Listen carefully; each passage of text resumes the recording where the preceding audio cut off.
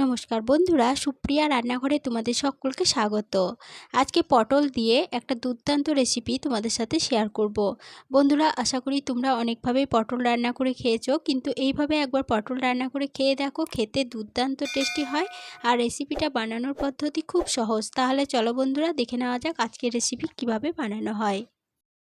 পটল দিয়ে রেসিপি বানানোর জন্য এখানে 8 পিস পটল নিয়েছিলাম। আর পটলের পাতলা খোসাটা চেঁচে নেওয়ার পরে পটলগুলোকে ঠিক এইভাবে কেটে নিয়েছি। তারপরে জল দিয়ে ভালোভাবে ধুয়ে নিয়েছি। পটলগুলো একটা সাইডে সরিয়ে রেখে দিলাম। এরপরে গ্যাসের ওভেনে একটা কড়াই বসিয়ে গ্যাসটা অন করে কড়াইয়ের মধ্যে দিয়ে দিলাম 1 মুঠো পরিমাণ চিনেবাদাম। এবার গ্যাসের ফ্লেমটা লো টু মিডিয়ামে রেখে চিনেবাদামগুলোকে বেশ কিছুক্ষণ সময় ধরে ভালোভাবে নেড়েচেড়ে ভেজে নেব। লো টু মিডিয়াম ফ্লেমে চিনেবাদামগুলোকে বেশ কিছুক্ষণ সময় ধরে নেড়েচেড়ে ভেজে নিলাম। বাদামগুলো দেখো ভালোভাবে ভাজা হয়ে গেছে। এবার বাদামগুলো কড়াই থেকে নামিয়ে নিচ্ছি। বাদামগুলো কড়াই থেকে নামিয়ে নেওয়ার পরে বেশ কিছুক্ষণ রেখে দিয়েছিলাম ঠান্ডা হয়ে যাওয়ার জন্য। বাদামগুলো ভালোভাবে ঠান্ডা হয়ে গেছে। এবার বাদামের খোসাগুলো ঠিক এইভাবে ছাড়িয়ে নিচ্ছি। বাদামের খোসাগুলো ছাড়িয়ে নেওয়া হয়ে গেছে, তারপরে খোসাগুলো ফেলে দিলাম। এরপরে এই একটা ছোট মিক্সিং জার নিয়েছি। মিক্সিং জারের মধ্যে সমস্ত চিনেবাদামগুলো দিয়ে দিলাম। এরপরে দিয়ে দিচ্ছি 1 চামচ কালো সর্ষে। এবার এর মধ্যে সামান্য পরিমাণ লবণ দিয়ে মিক্সিং জারের ঢাকনা বন্ধ করে প্রথমে এগুলো শুকনো অবস্থায় গুঁড়ো করে নিলাম। এরপরে এর মধ্যে দিয়ে দিলাম পরিমাণ মতো জল। এরপরে আবারও মিক্সিং জারের ঢাকনা বন্ধ করে এগুলো খুব ভালোভাবে বেটে নিলাম। বেটে নেওয়া মিশ্রণ একটা সাইডে সরিয়ে রেখে দিলাম। এরপরে গ্যাসের ওভেনে আবারও কড়াই বসিয়ে গ্যাসটা অন করে কড়াইয়ের মধ্যে দিয়ে দিলাম পরিমাণ মতো সরষের তেল। তেলটা ভালোভাবে গরম হয়ে যাওয়ার পরে তেলের মধ্যে কেটে রাখা সমস্ত পটলগুলো দিয়ে দিলাম। এরপরে পটলের মধ্যে দিয়ে দিচ্ছি খুব সামান্য পরিমাণ লবণ। এবার মিডিয়াম ফ্লেমে পটলগুলোকে একটু সময় ধরে নেড়েচেড়ে ভেজে নেব। পটলগুলোকে 1 মিনিট মতো নেড়েচেড়ে ভেজে নেওয়ার পরে পটলের মধ্যে একটা ঢাকা দিয়ে দিচ্ছি। ঢাকা দিয়ে পটলগুলো ভাজা হতে দেব। এতে 2 in 1 কাজ হবে, ভাজাটা ভালোভাবে হয়ে যাবে আর সিদ্ধর কাজটা অনেকটা এগিয়ে থাকবে। পটলগুলো ভাজা হতে থাক, সেই ফাঁকে মশলা রেডি করে নেব। তার জন্য এখানে একটা মিক্সিং জার নিয়েছি। এবার এই মিক্সিং জারের মধ্যে দিয়ে দিচ্ছি কয়েক টুকরো আদা। এরপরে দিয়ে দিচ্ছি একটা মিডিয়াম সাইজের টমেটো। আর ঝালের জন্য দিয়ে দিচ্ছি 2টো কাঁচা লঙ্কা। তবে কাঁচা লঙ্কা ঝালটা তোমরা যেমন ঝাল খেতে চাও সেরকম অনুযায়ী এখানে কম বেশি করে নিতে পারো। মিক্সিং জারে ঢাকনা বন্ধ করে সমস্ত উপকরণ বেটে নিলাম। বেটে নেওয়া মিশ্রণ একটা সাইডে সরিয়ে রেখে দিচ্ছি। এদিকে ঢাকা দিয়ে পটলগুলোকে 4 মিনিটের জন্য ভাজা হতে দিয়েছিলাম। 4 মিনিট পর ফিরে এসে ঢাকা খুলে নিলাম। আর এই 4 মিনিট ঢাকা দিয়ে ভাজা হওয়ার ফাঁকে দুবার ঢাকা খুলে পটলগুলো নেড়েচেড়ে দিয়েছিলাম। অবশ্যই দুবার ঢাকা খুলে পটলগুলো নেড়েচেড়ে দেবে, নাহলে কিন্তু পটলগুলো পুড়ে যেতে পারে। পটলগুলো দেখো বেশ ভালোভাবে ভাজা হয়ে গেছে। এরপরে পটলগুলো তেল থেকে তুলে নেওয়ার পরে ওই পটল ভাজার তেলে ফোড়নের জন্য সামান্য পরিমাণ গোটা জিরে দিয়ে দিলাম আর একটা গোটা শুকনো লঙ্কা দিয়ে দিলাম। ফোড়নগুলো ভালোভাবে ভেজে নেওয়ার পর ফোড়ন থেকে যখন সুন্দর গন্ধ বেরোতে শুরু করে দিয়েছে, তখন তেলের মধ্যে দিয়ে দিলাম একটা বড় সাইজের পেঁয়াজ কুচি।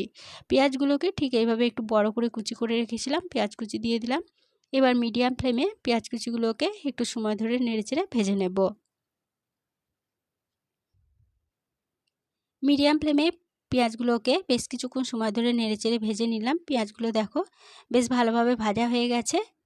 এর বেশি আর পেঁয়াজগুলো ভেজে নেব না। এরপরে এর মধ্যে দিয়ে দেব যে আদা টমেটো কাঁচা লঙ্কার পেস্টটা বানিয়ে রেখেছিলাম, সে আদা টমেটো কাঁচা লঙ্কার পেস্টটা দিয়ে দিচ্ছি। এবার এর মধ্যে দিয়ে দিচ্ছি 1/2 চামচ হলুদ গুঁড়ো, কালারের জন্য দিচ্ছি 1/2 চামচ কাশ্মীরি লঙ্কা গুঁড়ো, দিয়ে দিচ্ছি 1/2 চামচ জিরে গুঁড়ো। এরপরে মিক্সিং জারটা ধুয়ে সামান্য পরিমাণ জল দিয়ে দিলাম। এবার গ্যাসের ফ্লেমটা লো টু মিডিয়ামে রেখে সমস্ত মশলা খুব ভালোভাবে নেড়েচেড়ে কষিয়ে নেব। বন্ধুরা, আশা করি তোমরা অনেকভাবেই পটল রান্না করে খেয়েছো, কিন্তু এইভাবে সহজ পদ্ধতিতে একবার পটল রান্না করে খেয়ে দেখো, খেতে কিন্তু দুর্দান্ত টেস্টি হয়। আর একবার বানিয়ে খেলে দেখবে বারবার এইভাবে বানিয়ে খেতে ইচ্ছে করবে। গ্যাসের ফ্লেমটা লো টু মিডিয়ামে রেখে মশলাটাকে বেশ কিছুক্ষণ সময় ধরে নেড়েচেড়ে কষিয়ে নিলাম। মশলা দেখো খুব ভালোভাবে কষানো হয়ে গেছে। এবার এই মশলার মধ্যে দিয়ে দেব যে বাদাম ও সর্ষের পেস্টটা বানিয়ে রেখেছিলাম, সেই বাদাম সর্ষের পেস্টটা দিয়ে দিলাম। এবার আবারও গ্যাসের ফ্লেমটা লো টু মিডিয়ামে রেখে এগুলোকে মশলার সাথে একটু নেড়েচেড়ে কষিয়ে নেব। লো টু মিডিয়াম ফ্লেমে এই মশলার সাথে বাদাম সর্ষে বাটাটাকে আবারও 2-3 মিনিট মতো সময় ধরে নেড়েচেড়ে কষিয়ে নিলাম। এগুলো দেখো খুব ভালোভাবে কষানো হয়ে গেছে। এবার এর মধ্যে দিয়ে দেব ভেজে তুলে রাখা পটলগুলো। সমস্ত পটলগুলো দিয়ে দিলাম। এবার এই মশলার সাথে পটলগুলোকে একটু নেড়ে কষিয়ে নিচ্ছি।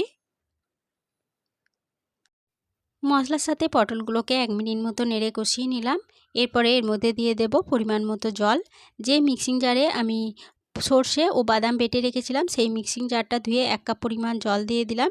আর আরও হাফ কাপ পরিমাণ জল আমি এর মধ্যে দিয়ে দিলাম।